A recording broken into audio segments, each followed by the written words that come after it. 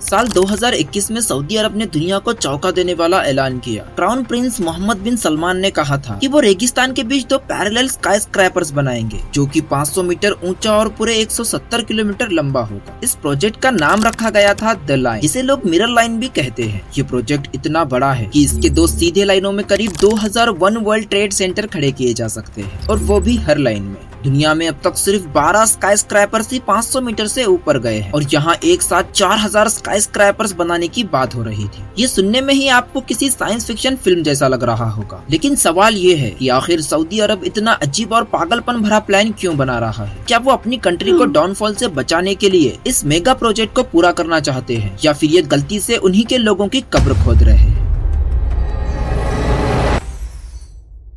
असल में देखा जाए तो 2016 में सऊदी अरब ने विजन 2030 का ऐलान किया था, यानी कि एक ऐसा मास्टर प्लान जो देश को तेल पर चलने से निकालकर टूरिज्म, टेक्नोलॉजी और नए सेक्टर की तरफ ले जाए। इसी विजन के चलते उन्होंने नियोम नाम का फ्यूचरिस्टिक मेगा सिटी प्लान बनाया, जिसका मतलब होता है न्यू फ्यूचर। नियोम में कई बड़े प्रोजेक्ट शामिल है, जिसमें सबसे पहला है ऑक्सागॉन, जो रेड सी के शिपिंग रूट्स पर दुनिया का सबसे बड़ा फ्लोटिंग इंडस्ट्रियल कॉम्प्लेक्स होगा। और इसी में दूसरा था ट्रोजन, अरेबियन पेनिनसुला का पहला आउटडोर स्कीइंग डेस्टिनेशन। लेकिन इनमें से कोई भी उतना वेस्टफुल नहीं था जितना कि द लाइन। मिरर लाइन के कॉन्सेप्ट में 2 500 मीटर ऊंची पैरेलल बिल्डिंग डेजर्ट टेरेन में 170 किलोमीटर तक फैली होंगी। इनका आउटर सरफेस पूरी तरह मिरर ग्लास से ढका होगा, और दोनों के बीच सिर्फ 200 मीटर की जगह होगी, और यहीं पर करीब 90 लाख लोग रह पाएंगे। ये liner city gulf of Aqaba से शुरू होकर पहाड़ों और रेगिस्तान को काटती हुई अंदर तक जाएगी। इसके अंदर के डिजाइन की बात करें तो वो पूरी तरह वर्टिकल होगा। पब्लिक पार्क्स, ऑफिस और होम सब कुछ एक के ऊपर एक रखे जाएंगे, यानी कि पूरी इंफ्रास्ट्रक्चर वर्टिकली ऑर्गेनाइज की जाएगी, जहां पर फार्मिंग भी इसी तरह फ्लोर पर होगी, बजाय जमीन पर फैलाने के, जहां पर आपको आपकी जरूरत की सारी चीजें सिर्फ 5 किलोमीटर के डिस्टेंस में मिल जाएगी। क्राउन प्रिंस ने इस मेगा प्रोजेक्ट को सिर्फ एक सिटी नहीं बल्कि सिविलाइजेशन में एक बड़ा बदलाव बताया है। उन्होंने इसे अपने पिरामिड से भी जोड़कर कहा है जैसे ये उनका हिस्टोरिक और आइकॉनिक क्रिएशन होगा, जो आने वाली पीढ़ियों के लिए यादगार रहेगा। उनका दावा है कि 2030 तक इस सिटी का पहला हिस्सा तैयार हो जाएगा, और लाखों लोग यहाँ बसने और काम करने के लिए शिफ्ट हो जाएंगे। मतलब ये सिर्फ एक मॉडर्न सिटी नहीं, बल्कि फ्यूचर के विजन, इनोवेशन और लाइफस्टाइल में एक हिस्टोरिक बदलाव है, जिसे क्राउन प्रिंस अपने इतिहास में पिरामिड जैसी ग्रेट अचीवमेंट के रूप में देखना चाहते हैं। लेकिन प्रैक्टिकली देखा जाए तो ये साइज इतना बड़ा है कि नामुमकिन सा लगता है। जैसे जेद्दा टावर, जिसे दुनिया की सबसे ऊंची बिल्डिंग बनना था, वो आज भी अधूरा पड़ा है। एक्सपर्ट को डर था कि द लाइन भी बस रेंडर्स और टेलर्स तक ही सिमट कर रह जाएगा। 2022 में जब इसका डिजाइन ऑफिशियली रिवील हुआ तो पूरी दुनिया में शॉक और क्यूरियोसिटी फैल गई। यूट्यूब और सोशल मीडिया पर इसके टेलर्स को लाखों और करोड़ों बार देखा गया। लेकिन ग्राउंड रियलिटी क्या है ये कोई नहीं जानता था। बहुत से लोग इसे सिर्फ पब्लिसिटी स्टंट मान रहे थे। फिर जब अक्टूबर 2022 में पहली बार ओटी स्काई ने ड्रोन फुटेज रिलीज किया तो उसमें साफ दिखाई दे रहा था कि कंस्ट्रक्शन सच में शुरू हो चुका है। डेजर्ट में दर्जनों हेवी कंस्ट्रक्शन मशीन्स लंबी ट्रेंचेस खोद रहे थे, जो द लाइन की फाउंडेशन बनने वाली थी। सैटेलाइट इमेज में देखा जाए तो कई किलोमीटर तक जमीन खोदने का काम फैल चुका है, जिससे नियोम के अंदर offices, camps, football ground, swimming pools और एक दूसरा कम्युनिटी सेटअप दिखाई देने लगा। यानी कि प्रोजेक्ट ग्राउंड पर सच में अलाइव था। लेकिन सवाल अब ये था, इसका फ्यूचर क्या होगा? दरअसल एक्सपर्ट की मानी जाए तो उन्होंने इस प्रोजेक्ट को पॉसिबल करने के 3 तरीके बताए हैं, जिसमें सबसे पहला है अगर कंस्ट्रक्शन किसी वजह से बीच में रुक जाता है और द लाइन अधूरा रह जाए, जैसे जेद्दा टावर या दुबई क्रिक टावर, तो इसे कुछ फैसिलिटी और कुछ बिल्डिंग के साथ ही खत्म कर दिया जाएगा। वहीं दूसरी तरफ देखा जाए तो सऊदी 10 सालों तक मेहनत करे और ट्रेलर्स में दिखाया गया पूरा विजन रियलिटी बना दे। और तीसरा तरीका है कॉम्प्रोमाइज, यानी छोटे फेसेस में बिल्ड करना, हाइट कम करना या लेंथ कम करना। इससे प्रोजेक्ट मैनेजेबल भी रहेगा और फ्यूचरिस्टिक कॉन्सेप्ट भी अलाइव रहेगा। द लाइन का स्केल यानी कि साइज इतना बड़ा है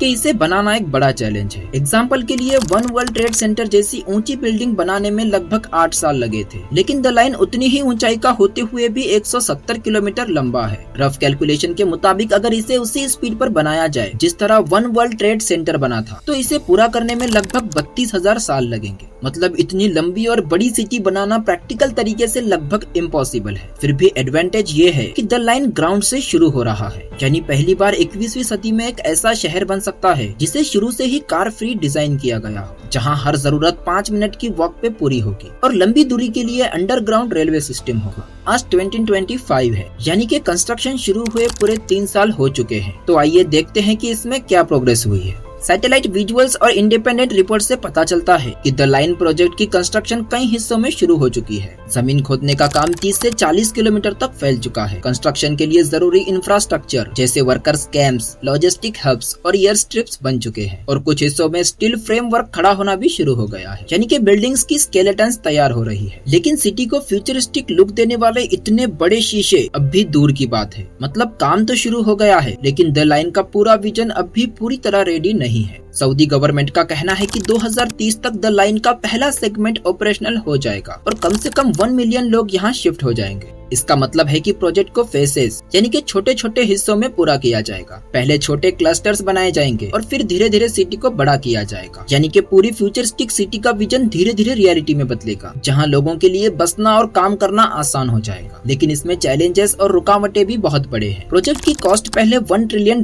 थी, जो अब बढ़कर $1.5 ट्रिलियन तक जा सकती है, जिससे वेस्टर्न इन्वेस्टर भी अब सावधान हो चुके हैं। एनवायरमेंटलिस्ट का कहना है कि सिर्फ कंस्ट्रक्शन के दौरान ही 2 अरब टन कार्बन डाइऑक्साइड गैस वातावरण में छोड़ी जाएगी, जो कि यूके की 4 साल की टोटल इमिशन से भी ज्यादा है। ह्यूमन राइट्स के मामले भी एक सीरियस प्रॉब्लम है, यानी कि कुछ रिपोर्ट्स के मुताबिक नियोम के लिए 20,000 लोकल्स को जबरन हटाया गया है, जिसके दौरान किए गए प्रोटेस्ट में एक इंसान की मौत भी हुई है। साथ ही जो दूसरी जगह से लाए गए वर्कर्स हैं, उन्हें भी सेफ्टी पूरी तरह से नहीं दी गई है। यानी कि द लाइन का विजन बड़ा और एम्बिशियस है, लेकिन इसे बनाने में लगने वाला एनवायरमेंट, ह्यूमन राइट्स और वर्कर कंडीशन जैसे बड़े चैलेंजेस भी फेस करने होंगे। क्रिटिक्स यानी कि इसके बारे में डिटेल से जानने वालों का कहना है कि एक्चुअल सिटी का डिजाइन और साइज ट्रेलर्स में जिस तरह दिखाया गया है वैसे बिल्कुल नहीं होगा। इनके मुताबिक ये सिटी बहुत छोटी या किसी अलग ही डिजाइन में बनेगी, लेकिन क्राउन प्रिंस पीछे हटने वालों में से नहीं है। उन्होंने साफ कहा है कि द लाइन सिर्फ आर्किटेक्चर नहीं बल्कि ये हमारी ग्लोबल आइडेंटिटी बनेगी। तो अब सवाल ये है कि 2025 तक की ग्राउंड रियलिटी देखते हुए क्या द लाइन सक्सेस होगा? कुछ एक्सपर्ट मानते हैं कि द लाइन 21वीं सदी का सबसे बोल्ड और एम्बिशियस एक्सपेरिमेंट है, जो अर्बन लिविंग की डेफिनेशन बदल सकता है। यानी ये सिटी लोगों के रहने और जीने के तरीके को पूरी तरह बदल सकती है।